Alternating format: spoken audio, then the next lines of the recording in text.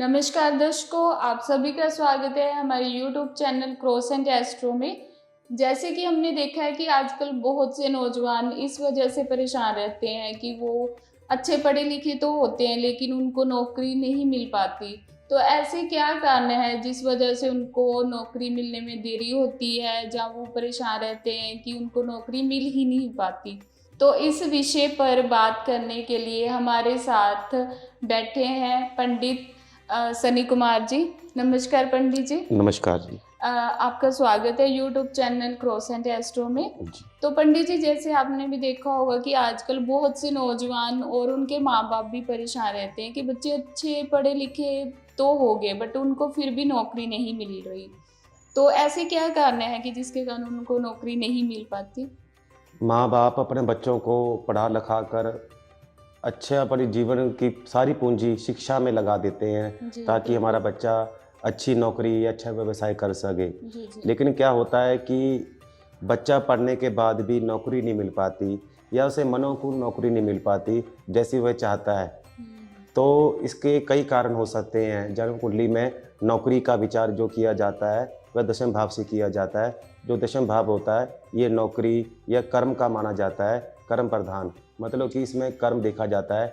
और नौकरी में सभी ग्रहों का अलग अलग दायित्व होता है। जैसे कि जो सूर्य होते हैं, अगर जो सूर्य ग्रह होता है ये सरकारी क्षेत्र में लाभ प्राप्ति के लिए, जो जातक सरकारी क्षेत्र में लाभ प्राप्त करना चाहता है, ये एवं एवं कोई जैसे कोई लीडरशिप कर रहा है या कोई ऐसा कोई ब्रांड बना रहा है जिसमें नेतृत्व कर रहा है, ऐसा कोई काम जिसमें मालिक खुद काम कर रहा है और जिसके नीचे खुद टीम काम कर रही है, ऐसे लोगों का जो सूर्य होता है ये बलवान होना चाहिए।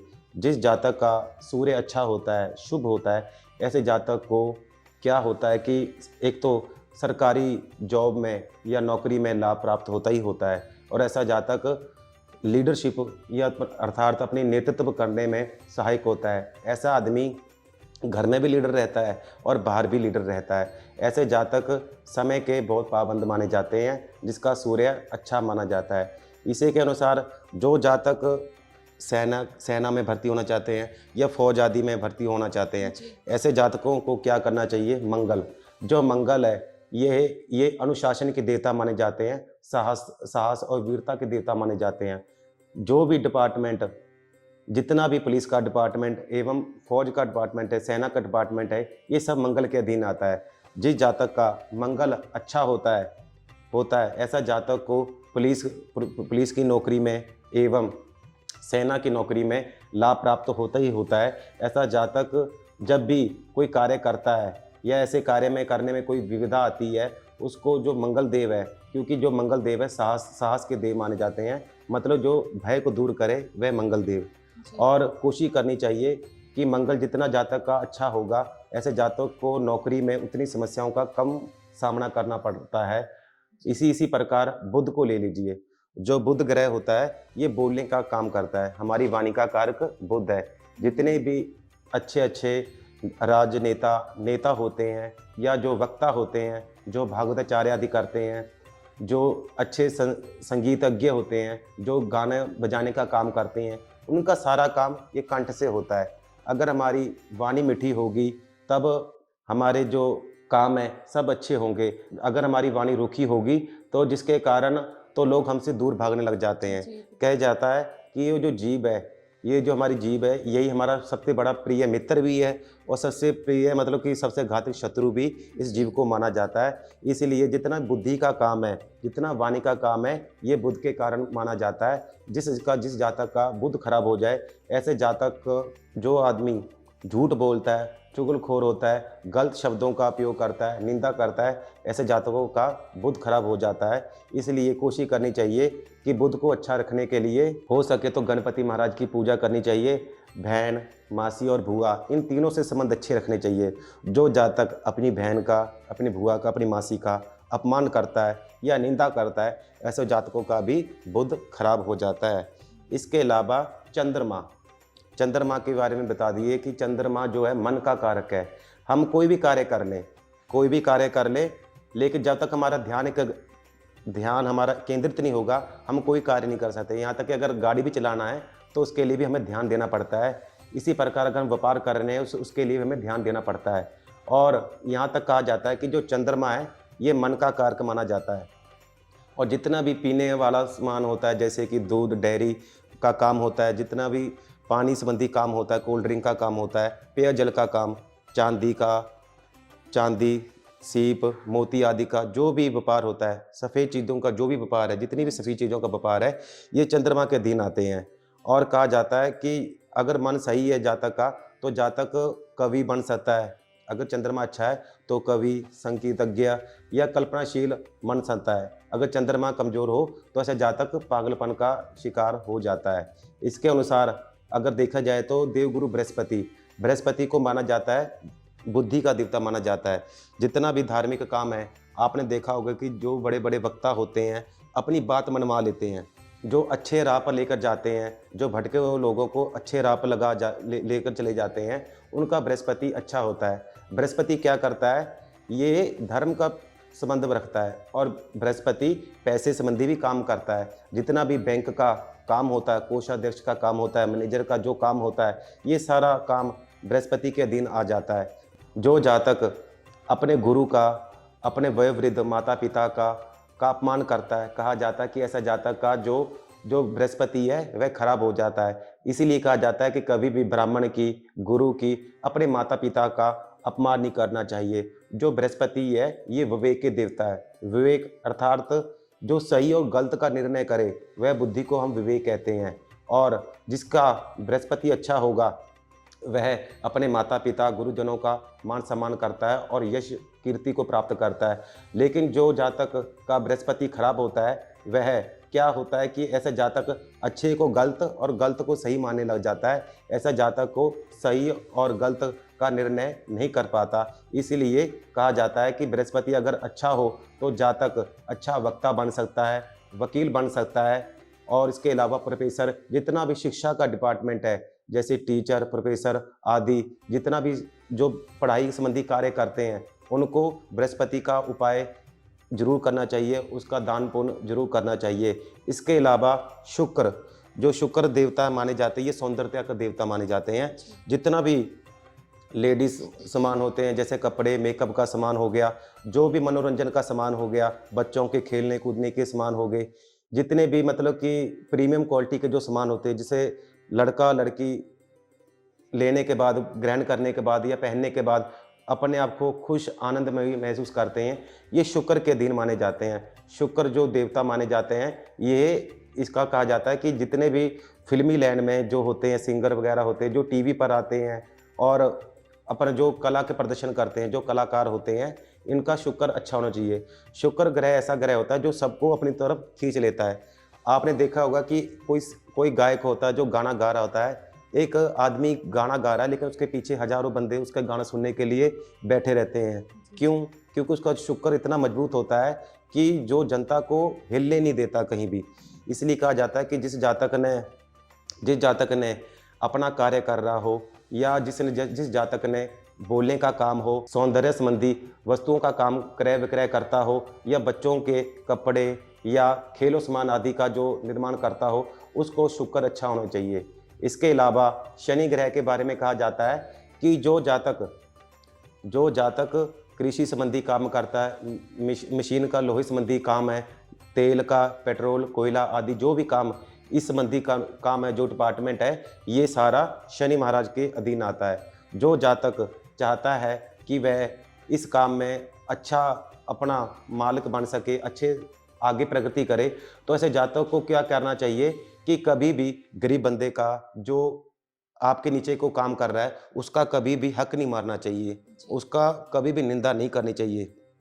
और जो व्यक्ति अपने चाचा ताऊ के मान नहीं करता, अपमान करता है, निंदा करता है, ऐसे कहा जाता है कि उसका चाचा ही उसका भक्षक बन जाता है। कई ऐसा भी देखा होगा आपने कि चाचा पिता से ज़्यादा मदद करने वाला होता है, और कई बार ऐसा भी होता है कि चाचा ही सबसे बड़ा दुश्मन होता है। ये क्यों होता है? ये शनि के महाराज के कारण होता है। और कहा जाता है कि जो जातक नौकर, घर में अगर कोई काम कर रहा है, नौकर आदि, या दफ्तर में जो काम कर रहा है, उसका अगर हम अपमान करेंगे या अगर उसका हक का पैसा अगर हम खोएंगे तो कहा जाता है कि ऐसे बंदे का शनि खराब हो जाता है, और जो आदमी अपने चाचा ताऊ की इज्जत नहीं करता उसका भी शनि खराब हो जाता है। पंडित जी, ऐसे कौन से ग्रह होते हैं जिनके कि खराब होने के कारण जातक को जल्दी नौकरी नहीं मिल पाती? अगर जन्म कुंडली में दशम भाव पीड़ित हो, या सूर्य पाप ग्रह से युक्त हो, दृष्ट हो, या दशमेश पाप ग्रहों से युक्त हो, तो ऐसे जातक को मनोकूल नौकरी पाने में बाधा उत्पन्न होती है, जिसके कारण जातक को मानसिक तनाव बना रहता है। और आपने ये भी देखा होगा कि अच्छी नौकरी ना मिलने के कारण इतना मानसिक तनाव हो जाता है आज के नव युवकों को कि वह खुदकुशी आत्महत्या करने पर भी नौबत आ जाती है। इसलिए कहा जाता है कि जब भी नौकरी में ग्रहों से सबसे ज़्यादा मैं यही मानता हूँ कि ग्रह तो अपना काम करेंगे ही करेंगे। जी। ग्रह कभी भी किसी को सुख दुख नहीं देते, ये तो हमारे ही कर्मों का होता है जो हमें सामने आता है। और जहाँ तक आपने कहा कि नौकरी में अगर समस्या है तो उसका क्या उपाय हो सकता है, देखा जाए तो जातक को पहले तो रुद्राक्ष धारण करने चाहिए। सोमवार के दिन हो सके तो लाल धागे में रुद्राक्ष 5 मुखी धारण करना चाहिए। इसके अलावा चंद्र का दान करना चाहिए, जैसे कि दूध का दान, पतासों का दान, चावल का दान धार्मिक स्थल पर जरूर करना चाहिए। इसके अलावा तीसरा उपाय, व्यापार में नौकरी में मनोकूल प्राप्ति के लिए कि अच्छी नौकरी प्राप्त हो, इसके लिए गणपति महाराज का मंत्र का जाप करना चाहिए। ओम गण गणपतये नमः, या फिर गायत्री, गणेश गायत्री, ओम एक दृष्टाय विद्महे वक्रतुंडाय धीमहि तन्नो बुद्धि प्रचोदयात्। इस मंत्र का एक माला जाप करने से वाद विवाद में, इंटरव्यू में, नौकरी में अगर समस्या आ रही है, अगर जातक इसका जाप एक माला प्रतिदिन करता है तो वह अपनी प्रतियोगिता आदि में विजय प्राप्त हो पाता है। इसके अलावा सूर्य को अर्घ देना चाहिए। जो जातक गवर्नमेंट जॉब में या सिविल सर्विस की तैयारी कर रहे हैं, उनको क्या करना चाहिए कि जितना भी ये डिपार्टमेंट, सरकारी डिपार्टमेंट है, ये गवर्नमेंट का जो विभाग है, ये सूर्य के अधीन है, क्योंकि सूर्य ग्रहों का राजा माना जाता है। जो जातक सूर्य को 41 दिन 41 डे सूर्य को अर्घ दे, तांबे की गड़बी में सुबह उठकर उसमें गंगा जल, पुष्प, सिंदूर, रोली मोली आदि चावल डालकर ओम गणी सूर्याय मंत्र का जाप करते हुए जो सूर्य को अर्घ देता है, ऐसा करने से अगर नौकरी में बाधा आ रही है तो वह बाधा दूर हो जाती है। इसके अलावा धार्मिक स्थल पर जहाँ भी आपके आसपास कहीं भी मंदिर हो, वहाँ पर जातक को सुबह शाम एक समय ऐसा होना चाहिए जहाँ पर खुद जाकर वह साफ सफाई करे, जिसे हम कार सेवा कहते हैं। मतलब निष्काम भाव से उसे सेवा करनी चाहिए, या फिर गौशाला में जाकर उसको सेवा जरूर करनी चाहिए समय निकालकर, जिससे कि नौकरी में अगर कोई बाधा आ रही है वह दूर हो सकेगी। पंडित जी, कई बार क्या होता है कि युवक नौकरी पाने के लिए इंटरव्यू देने जाता है, लेकिन इंटरव्यू आने के बाद उनको कोई कॉल नहीं आती, मतलब उनको वो नौकरी मिल नहीं पाती। जी। तो युवक जब भी इंटरव्यू के लिए जाएं, उनको घर से बाहर निकलते समय क्या उपाय करने चाहिए कि उनका इंटरव्यू जो है वो सक्सेसफुल रहे?